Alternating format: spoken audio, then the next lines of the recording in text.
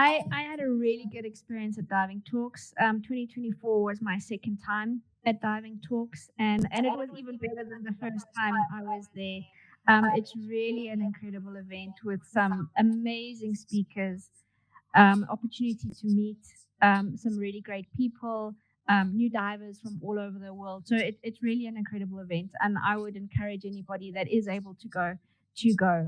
It's a event that's not to be missed. There's so many things. I think, firstly, the speakers. There's such a variety of speakers. There's a little bit for everybody. There's something for the tech divers and the cave divers, something for the photographers, something for the people interested in research. So there's really a huge sort of arrangement of talks, covering a lot of areas.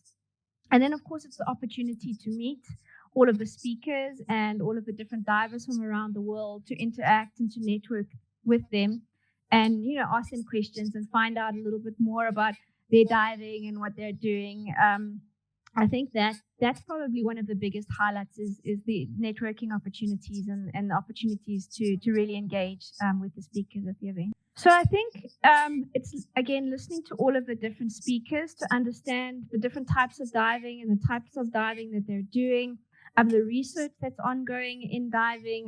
I think one of the talks that I really enjoyed was Lee's talk about the shipwrecks in the English Channel. I didn't know there were so many shipwrecks in the English Channel, so it was like mind-blowing to learn about that. And then the cave diving in Belgium, I honestly didn't know there was mine diving, mines like that in Belgium. So you learn a little bit about the diving, in other parts of the world and what types of dives are out there. Things that I probably would not have thought of. I mean, I wouldn't have thought of going to Belgium to go mine diving, but there's great diving to be had in Belgium. And then I think also Simon's talk on the rebreather, CO2 limits and hypoxia, that was also very interesting.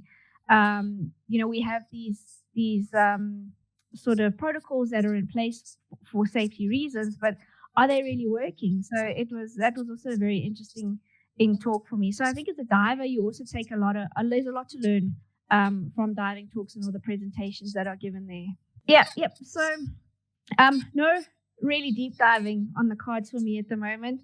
But focusing on exploration into Africa. There's been a lot of exploration done in Europe, for different caves and Mexico and things like that, but nothing really in Africa, probably because logistically it's a little bit tricky to travel to some of those countries.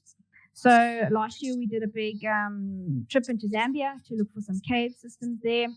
We're looking this year at maybe going into Zimbabwe to have a look at Shinoya. Obviously, we know Shinoya is a known cave system, but we don't know how deep it goes.